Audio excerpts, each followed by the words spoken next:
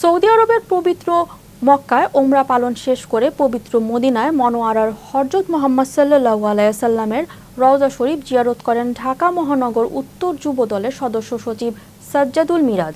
জিয়ারত শেষে মদিনা মনোয়ারার জাতীয়তাবাদী যুব দলের সিনিয়র যুগ্ম আহ্বায়ক রবিনের জুসের দোকান উদ্বোধন করেন ঢাকা মহানগর উত্তর যুব দলের সদস্য সচিব সাজ্জাদুল মিরাজ।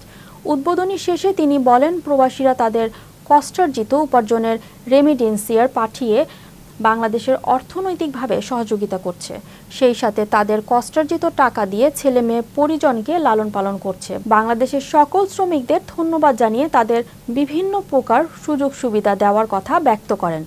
প্রবাসীরা যেন সহজে পাসপোর্ট ভিসার সুলভ মূল্য পায় এবং তাদের যেন কোনো প্রকার ভোগান্তি না হয় সেই দিকে সরকারকে সহযোগিতা করার কথা বারবার তুলে ধরেন।